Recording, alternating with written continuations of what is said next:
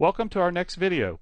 In the Installation and Setup section, in this video we're going to take a look at the configuration settings and information available in the SQL Server 2016 Reporting Services Configuration Manager. Let's start the SQL Server 2016 Reporting Services Configuration Manager.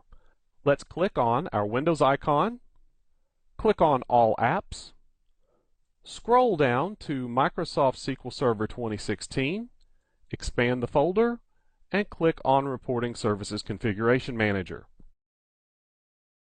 When prompted to allow the app to make changes to our PC, let's click on Yes. We are now looking at the Reporting Services Configuration Connection window. In this window, we see our server name. It is very important that we remember what our server name is, because when it is time to deploy our reports in Visual Studio, we will need the server name. So we need to remember that we can find the server name here in the Reporting Services Configuration Connection screen. We can also find the server name in SQL Server Management Studio. So let's click on Connect. After we click on Connect, we see the Reporting Services Configuration Manager window. The first panel we are shown is the report server status. So we see our SQL Server instance as we saw on the previous window, and we also see our report server database name, and we see the status of our report service. In this window we can also stop and start the report service. We can also stop and start the report service using the Services Manager, which we can find in Control Panel under Administrative Tools.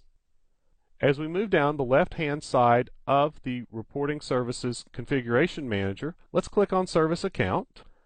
Here we can see the built-in account or Windows domain user account that is actually running the reporting server service. Next, we will click on Web Service URL. The Web Service URL here is the destination for our reports on our report server. We will need this when we are configuring our project in Visual Studio. We can click on this Web Service URL. When prompted, enter your username, enter your password, and then click OK. We see nothing displayed here in the report server, and this is okay because we have not deployed a report yet to the report server. So let's go back to the Reporting Services Configuration Manager. When we click on Database, we see the current report server database. So all of our report server content and application data are stored on this server in the report server database.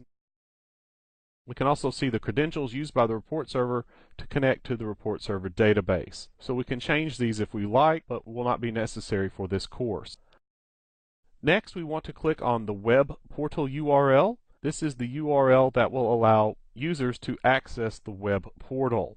There is an advanced feature that will allow us to define multiple URLs and to specify additional parameters on the URL. So we click on this URL, and our SQL Server Reporting Services web portal is now displayed. We notice that the folder is empty because we have not deployed any reports.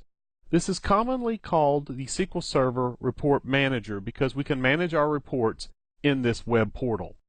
There are other settings in the Reporting Services Configuration Manager, but those are beyond the scope of this course. So this completes our tour of the Reporting Services Configuration Manager.